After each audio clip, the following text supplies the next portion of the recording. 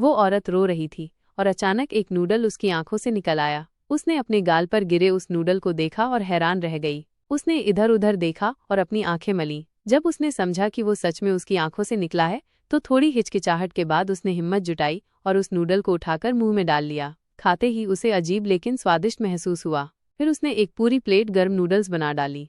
एक आदमी ने जैसे ही एक बाइट चखी उसे एक ही शब्द सूझा, बहुत स्वादिष्ट। उस दिन बाजार में सबने उस औरत के स्टॉल को देखा और सोचा, ये कैसी अनोखी नूडल्स हैं। लोग खरीदने लगे और खाकर तारीफ करने लगे। क्या आप भी इसे चखना चाहेंगे? जब सारे नूडल्स बिक गए तो औरत अकेली बैठी दिखी और एक नई नूडल्स की प्लेट सामने आ गई। ऐसा लगने लगा जैसे उसके पास नूडल्स बनाने का एक रहस्यमयी तरीका हो, बस मुस्कुराते हुए आंसू बहाना। लेकिन जब उसने थाली देखी तो परेशान हो गई, क्योंकि अब वो रो नहीं पा रही थी। उसने खुद को चोट पहुंचाने की कोशिश की, दीवार पर लात मारी, उदास फिल्में देखी ताकि वो भावुक हो जाए, यहाँ तक कि अपने पति की अस्थियों को भी गिरा दिया, लेकिन फिर भी आंसू नहीं आए। इस पर औरत ने अपने पालतू जानवर की ओर देखा बिना किसी झिझक के। वो अपने पालतू कुत्ते को जंगल में ले गई और उसकी रस्सी खोल दी। बिना पीछे देखे वहां से चली गई। वापसी के रास्ते में वो खुश थी और तभी वो रो पड़ी। अगले दिन उसके स्टॉल पर फिर ढेर सारी नूडल्स थीं। पहला ग्राहक वही आदमी था और तभी एक और आदमी वहां आया। ये औरत के लिए एक सरप्राइज था।